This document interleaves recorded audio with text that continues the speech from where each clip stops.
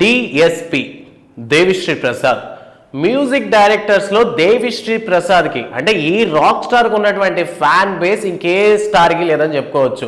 ముఖ్యంగా చెప్పాలంటే కొంతమంది హీరోలు కూడా ఇంతమంది ఫ్యాన్స్ ఉంటారు అనిపించేటటువంటి మ్యూజిక్ డైరెక్టర్ దేవిశ్రీ ప్రసాద్. అటువంటి దేవిశ్రీ ప్రసాద్ని ప్రెజెంట్ మూవీస్ వాళ్ళు పక్కన పెడతారు. ముఖ్యంగా చెప్పాలంటే దేవిశ్రీ ప్రసాద్ యొక్క మ్యూజిక్కి వంకలు పెట్టే స్టేజ్కి ప్రెజెంట్ దేవిశ్రీ ప్రసాద్ వచ్చాడు. అసలు దేవిశ్రీకి ఏమైంది? అండ్ దాంతోపాటు నిన్న తమిళనాడులో ఉన్నటువంటి చెన్నైలో జరిగిన వైల్డ్ ఫైర్ అనేటటువంటి ఈవెంట్లో దేవిశ్రీ చేసినటువంటి కామెంట్స్ ఇప్పుడు వైరల్గా మారాయి. అసలు దేవిశ్రీకి ఏమైంది? ఒకప్పుడు ఉన్న విధంగా ఎందుకు దేవిశ్రీ లేడు? సో దేవిశ్రీ చెప్పినటువంటి ఈ మాటల వెనకాల ఉన్నటువంటి కారణం ఏంటి? ఇలాంటి క్వశ్చన్స్ అన్నిటికీ ఈ రోజు మన వీడియోలో ఆన్సర్ తెలుసుకుందాం. నేను మీ Shiva, welcome to sauce TV.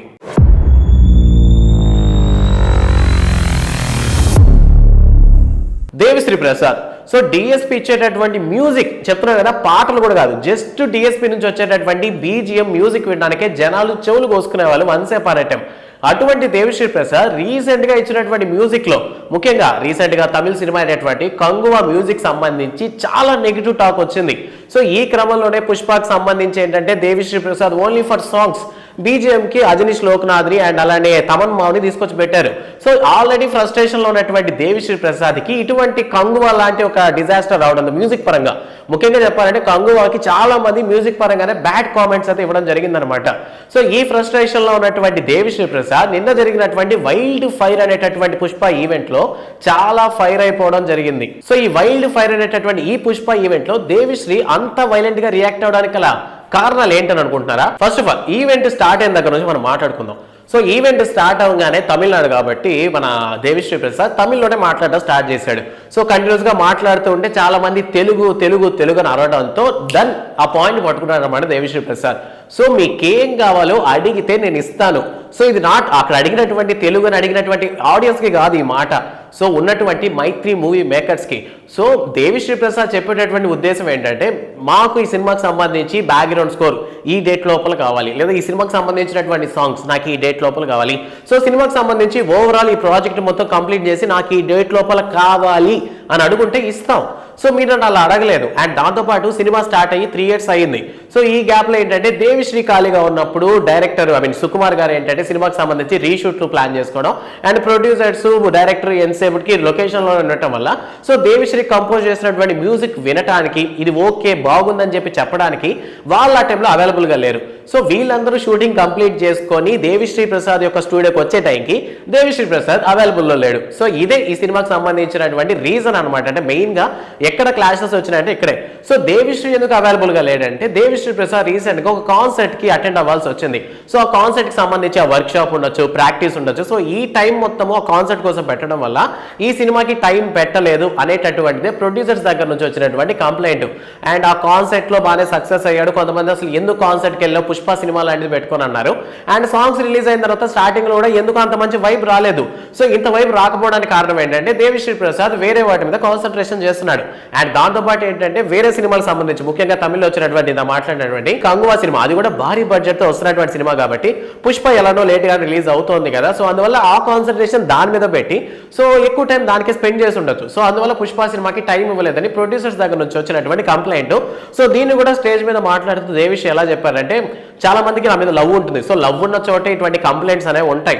But మీ దగ్గర ఏమైపోయిందంటే లవ్ బాగా తగ్గిపోయి ఓన్లీ కంప్లైంట్సే పెరిగిపోయినాయి. సో ఇందుకు కారణం ఏంటంటే ఫస్ట్ ఆఫ్ ఆల్ మీరు వాళ్ళకి టైం ఇవ్వలేదు. అంటే మైత్రి మూవీ మేకర్స్ దేవిశ్రీకి టైం ఇవ్వలేదని చెప్తున్నారు. సో వాళ్ళు ఫ్రీగా ఉన్నటువంటి అంటే ప్రొడ్యూసర్స్ డైరెక్టర్ ఫ్రీగా ఉన్నటువంటి టైంలో దేవిశ్రీ అవైలబుల్ గా లేకపోవడమే దీనికి కారణం. పుష్ప సినిమాలో ఇంతమంది మ్యూజిక్ డైరెక్టర్లు ఎంటర్ అవడానికి కారణం అనేది ఉద్దేశం.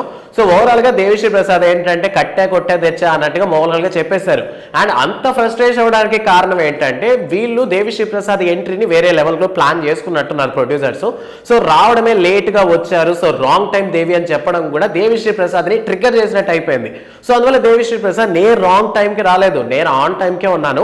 బట్ వచ్చిన వెంటనే కిస్ కిస్ కి సాంగ్ అనేది రిలీజ్ అయింది కదా.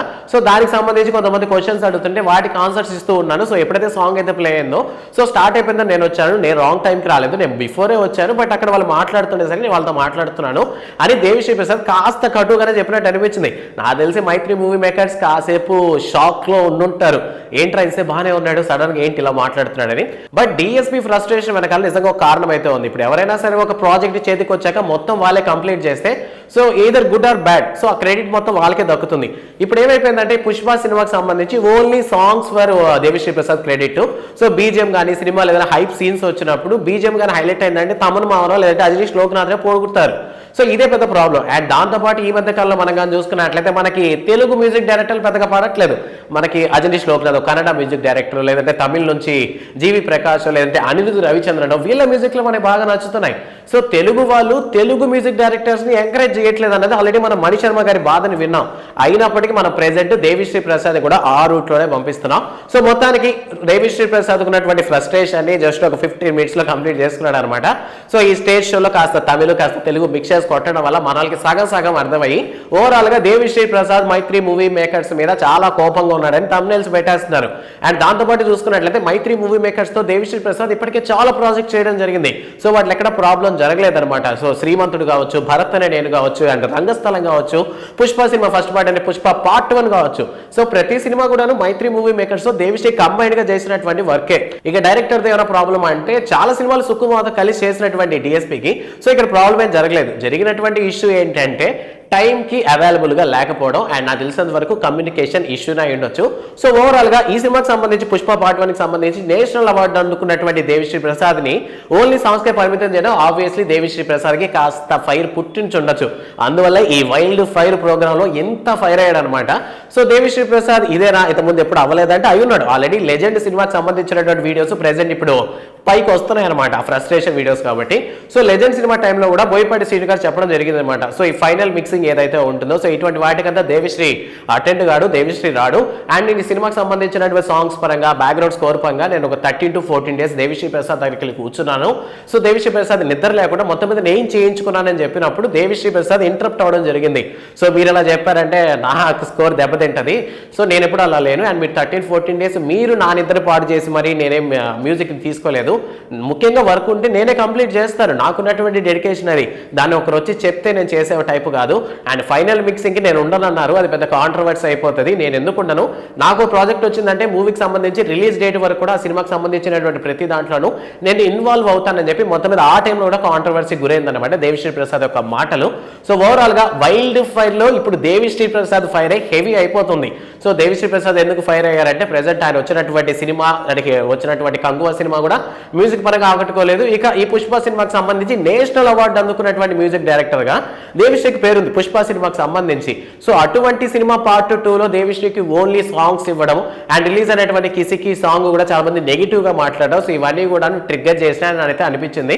సో ఓవరాల్ గా డిఎస్పీ ఇచ్చినటువంటి మ్యూజిక్ ని ఇప్పటికీ సరే ముఖ్యంగా 90s కిడ్స్ వాళ్ళందరికీ కూడా దేవిశ్రీ ప్రసాద్ యొక్క మ్యూజిక్ వైబ్ అయితే తెలుసు. సో కాబట్టి దేవిశ్రీ ప్రసాద్ కాస్త ఇంపార్టెన్స్ ఇచ్చుంటే మంచిదేమో అని చాలా మందికి అయితే అనిపించింది. సో ఓవరాల్ గా దేవిశ్రీ ప్రసాద్ మాట్లాడినటువంటి మాటలు మీకు ఎలా అనిపించిన అనే విషయాన్ని కామెంట్ సెక్షన్ లో మనతో పంచుకునే ప్రయత్నం చేయండి.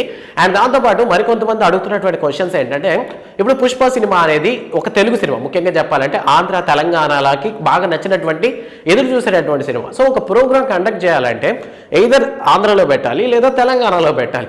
ఎందుకని తమిళనాడులో ఉన్నటువంటి చెన్నైలో ప్రోగ్రామ్ కండక్ట్ చేశాడంటే దీనికి 2 థియరీస్ ఉన్నాయి. ఫస్ట్ థియరీ ఏంటంటే అల్లు అర్జున్ మీద ఇప్పటికీ ఒక నెగిటివ్ స్టార్ట్ అయిందనమాట. అంటే ఇప్పుడైనా కాదు, మెగా అల్లు అని చెప్పి వార్ జరుగుతుందని చెప్పి గత ఎలక్షన్ టైం నుంచి నడుస్తోంది. సో ఈ వార్ జరుగుతున్నటువంటి వైబ్లో ఆంధ్ర అండ్ తెలంగాణ ప్రజలు ఉన్నారు. సో ఇన్ కేస్ అక్కడ ప్రోగ్రామ్ పెడితే ఈ నెగిటివ్ వైబ్లో అంత ఖర్చు పెట్టి ప్రోగ్రామ్ కండక్ట్ చేసినా ఆ నెగిటివ్ విధుల్లోనే ఉంటారు కాబట్టి మేబీ ఫెయిల్ అవ్వచ్చేమో అని అనుకున్నారు. సో ఇదొక థియరీ. అండ్ సెకండ్ వన్ ఏంటంటే పుష్ప సినిమా కోసం చాలా మంది ఎదురు చూసే వాళ్ళు ఉన్నారు. సో అందువల్ల సినిమా అనేది ఆటోమేటిక్గా ఈ ప్లేసెస్లో హిట్ అన్నప్పుడు మళ్ళీ అక్కడ ప్రమోషన్ చేయడం వేస్ట్ అని అనుకుని ఉండొచ్చు. సో అందువల్ల ఏంటంటే ఇన్ కేస్ నార్త్లో కానీ పెట్టుకుందామా ప్రోగ్రామ్ అంటే నార్త్లో ఆల్రెడీ మనం రీసెంట్గానే చూసాం, పాట్నాలో వచ్చినటువంటి జనాభా అల్లు అర్జున్కున్నటువంటి క్రేజ్, అల్లు అర్జున్ కాదు కానీ పుష్పరాజుకున్నటువంటి క్రేజ్ మామూలుగా లేదు. సో ఈ క్రమంలో మళ్ళీ నార్త్ ఇండియాలో పెట్టడం కూడా దండగా అనుకుని ఓవరాల్గా సౌత్ ఇండియన్ ఆడియన్స్ని అట్రాక్ట్ చేయాలనుకున్నారు. సో ఆంధ్ర తెలంగాణలో ఆల్రెడీ ఫ్యాన్స్ ఉన్నారు. సో మళ్ళీ ప్రత్యేకించి ఒక ప్రమోషన్ చేయడం దండగా అనుకుని ఓవరాల్గా సౌత్ ఇండియాలో ఉన్నటువంటి తమిళనాడు కావచ్చు, కేరళ, కర్ణాటక, సో ఈ ఆడియన్స్ని అట్రాక్ట్ చేయాలనేటువంటి ఉద్దేశంతో మొత్తం మీద తమిళనాడులో ఈ వైల్డ్ ఫైర్ అనేటువంటి ప్రోగ్రామ్ని ఈవెంట్ని ప్లాన్ చేశారని మరికొంతమంది అయితే అనుకుంటున్నారు. ఓవరాల్గా ఈ 2 థియరీలు అయితే నడుస్తున్నాయి ఎందుకని.